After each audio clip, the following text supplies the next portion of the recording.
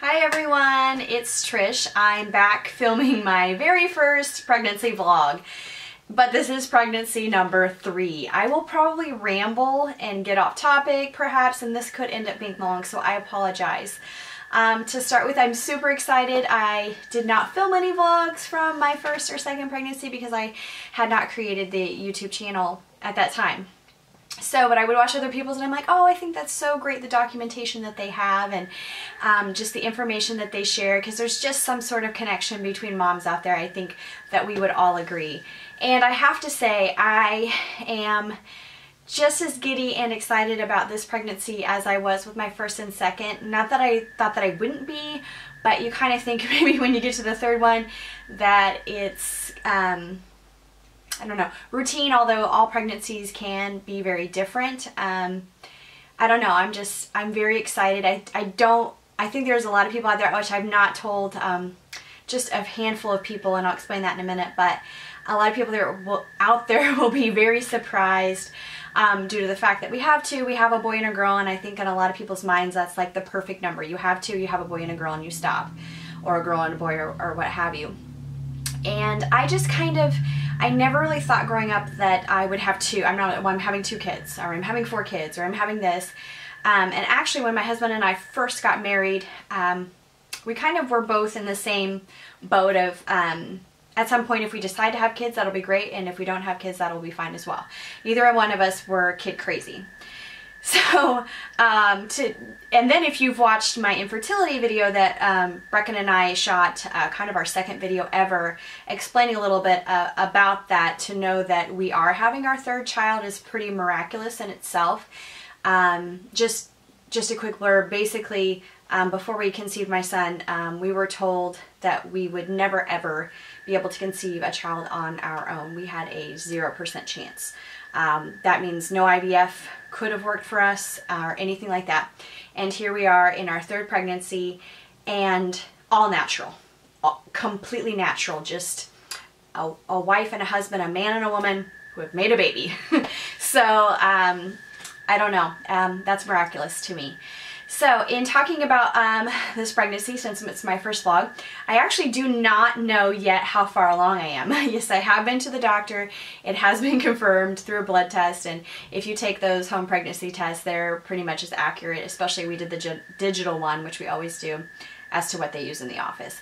But I've been there, and here's the reason why. My daughter will be 1 at the end of this month, and I've been nursing her the whole entire time. So I never had a period since I was first pregnant with her, so they can't go off the date for that to find out. So, and I was actually kind of surprised at my first visit almost 2 weeks ago that they didn't do a sonogram at that time. My doctor explained that, you know, if I wasn't very far along, that doing a sonogram probably wouldn't give them a lot of information. So they told me to wait 2 more weeks, or three weeks, and come back. They would do a sonogram then, as well with the hormone levels of my blood test, and do their guesstimate at that time of how far along I am. In my mind, I think that I am, I don't know, 8 to 10 weeks, possibly 12 at the most would be where I feel that I'm at. We thought we would try closer to June, which is kind of that sweet spot for a teacher, so that you have the baby around March, April-ish, and then you know, take your maternity leave, and you have over the summer, and then you come back in the fall and you teach. But that's not always how it works. It did not work out to be that perfect time for us on any of these. So it's a little bit earlier than we had anticipated. I am getting older in age. I'm not going to share exactly how old, but as far as pregnancy goes and risks and things like that. So it's better to be having these last 2 closer than waiting. My guesstimate from just my own intuition will be that they'll be about 18 months apart, which in some ways terrifies me, and in other ways I'm like, I think it will be good. I think that they will be close enough to fight like crazy, and close enough to love each other like crazy, and still not such a far of a spread between my son as well. My son is 3.5, my daughter will be 1, and then in about, I don't know, 6-7 months from now, we will be adding to the family. So yeah, I'm super excited about that. I am just doing all of the regular stuff that you're supposed to do. Which I've actually been taking a prenatal vitamin. My doctor recommends it with the DHA. It's just nature made. It's not a super fancy brand or anything like that. They used to sell one. I think it came with one thing and then it came with the DHA vitamin as well. Now it's kind of all together for pregnant women and women trying to get pregnant. And actually my doctor recommended to continue taking it as long as you're nursing as well. So I've been taking these, it feels like forever. So I'm just continuing to take that as the doctor recommends. I'm drinking just a ton of water. I can tell you from my last pregnancy and my first pregnancy that TMI, that a lot of times, and I know for a lot of people, these prenatal vitamins can constipate you. And then especially if you're not consuming just a gajillion gallons of water, that doesn't help. I was like, but I'm eating healthy and I'm doing all this and I'm drinking lots of water. My doctor's like, you need to get your water intake way up here. That's what's going to move it, not necessarily the amount of fiber that you're getting in your fruits and vegetables. So take it from me, drink a ton of water. And then you feel like you're going, in this first trimester, you're going to the restroom all the time. Oh, also, that just reminds me, if there's anyone out there that are currently in their pregnancy area, kind of like I am, please subscribe. And if you have a channel, let me know below so that I can kind of come and watch yours as well. And also, especially if you are about to be a mom of 3 or just recently became a mom of 3, if you could comment below about how that's going and some tips and tricks and those type of things. I can tell you just from the pre-pregnancy stage and having a husband who is having a very crazy schedule right now. I've talked so many times in the video. I'm a weekend widow. He works basically the entire weekend. He comes home and sleeps and has to do his shift again. He's also doing a class, which involves taking clinicals during the week. So basically we have one day that we are home together at the same time during the week. So it's crazy, and a lot of you know, why are you adding a kid to that? Because that will not forever be his schedule. And actually I was talking to somebody the other day who's in, or who had been in the kind of the same situation that we're in, and he said, you know what, it's perfect when your kids are little. You hate being gone and you hate not being together and those type of things, but your kids aren't going to know that they're really missing out on that time so much because they are so little, and you're not missing out on sports or having to choose or feel guilty about that stuff. So he's like, this is the best time to be doing what you guys are doing. So that helped me a lot. Oh, one other thing that I was thinking about was the book that I don't think I have mine out here, is the book I think pretty much everybody buys or someone gets them when they find out they're pregnant, is What to Expect When You're Expecting. And, oh, it's over there. Or What to Expect When You're, What to Expect When You're Expecting.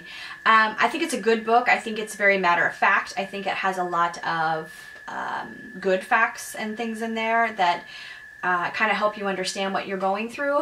However, I do find that some of the things that it shares in there is very terrifying. I mean, it's just giving you a very black and white picture of it. And for me, especially with my first pregnancy, my son, I had a very good friend who was about 4 weeks further along than I was, who ended up miscarrying at actually, I believe, 13 weeks, which is really what most people consider to be kind of that safe zone. And this was somebody who was like super healthy and was doing all the right things. And then to have that, have that happen to them, it really sparked a lot of fear in me, because I'm like, if it happened to her and she's, you know, like healthier than I am and doing probably the right things better than I am and all this kind of stuff, it just really terrified me. I did not live that way the whole pregnancy. I did get to a place where I felt like, okay, everything's gonna be fine, but I don't know. But that book can be terrifying. So if you're out there and you're reading it and it's like gives you worries and things like that, just put it away. There are plenty of other good books out there. I'm not bashing the book, or because I know that people are like, oh, I loved it. I didn't not like it. I just felt like there were some things in there too that I would read and I'm like, oh my gosh, this could happen, this could happen, oh my gosh, that could happen, this could happen. So I mean, and especially with my second pregnancy, I was like, no, I'm steering clear of that. And at some point I'll go into kind of the caveats that I had with those, I guess, pregnancies and delivery, so to say, or at least with one. Go into more depth with that at some point, maybe shoot a different video with that.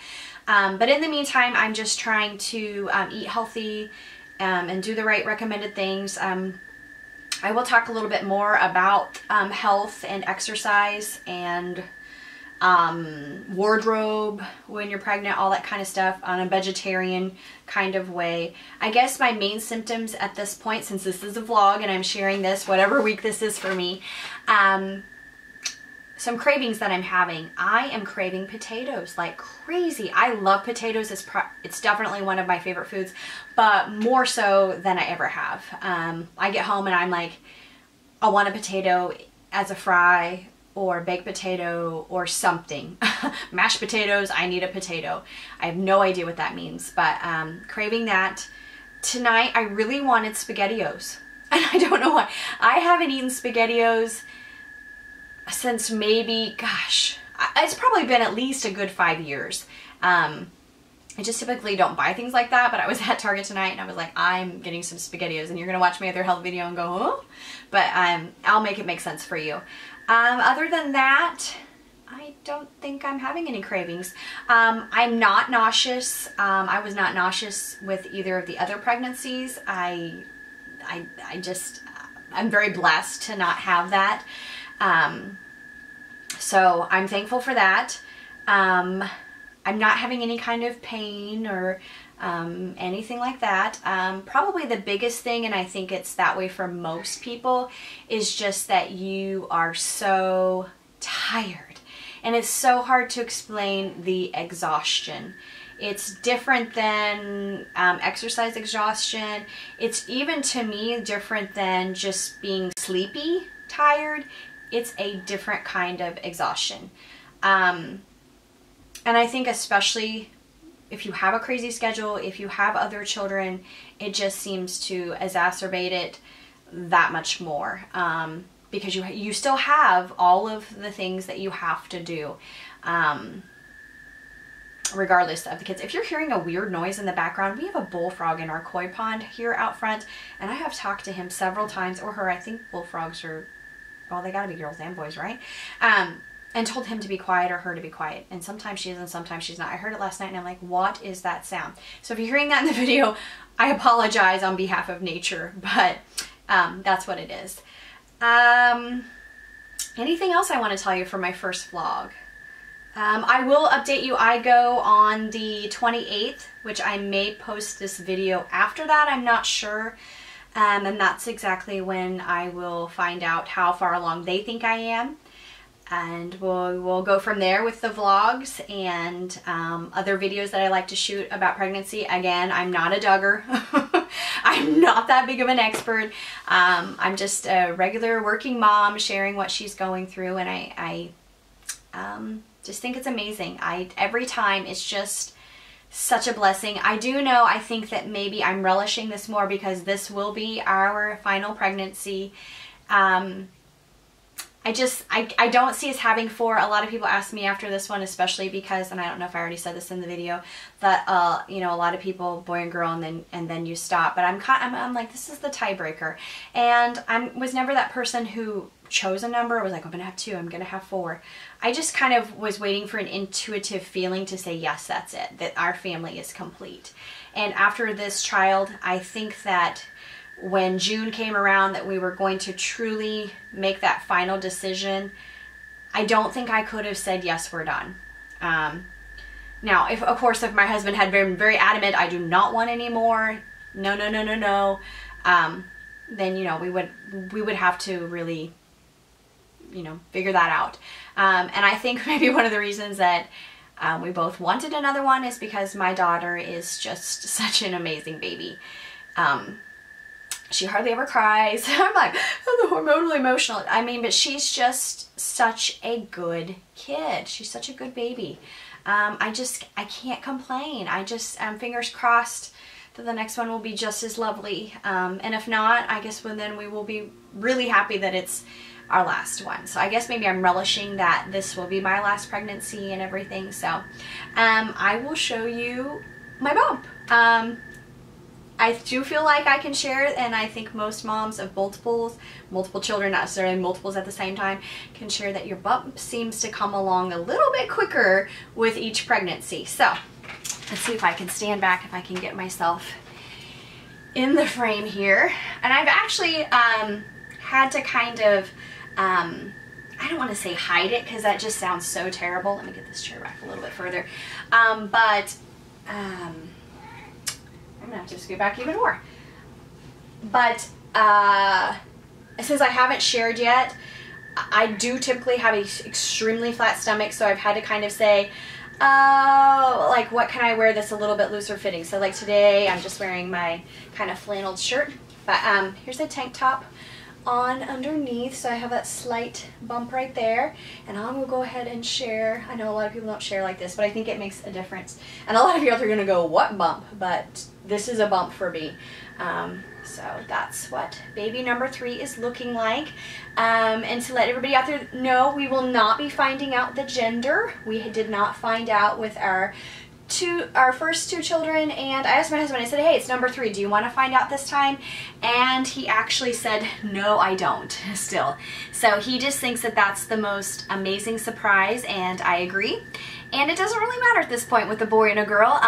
In many ways, the financial aspect of it won't be such a big deal because we already have boy clothes, we already have girl clothes, we have a crib, we have a swing, we have car seats, we have a lot of things that you need already, and we get to really get our money's worth out of them. So as I said before, any moms out there, subscribe, put links to your channels in your subscription or in your comments below so that we can all stay connected. Those of you that are out there that are just finding out that you're pregnant, are currently in your pregnancy, whether it's a beautiful time or a rough time, know that it is magical in every sense of the word. So I hope everyone's having a great day, great week whenever I post this. And I hope that you enjoy my other mom series. I hope that you can relate or share some different information. And until those videos come out, take care.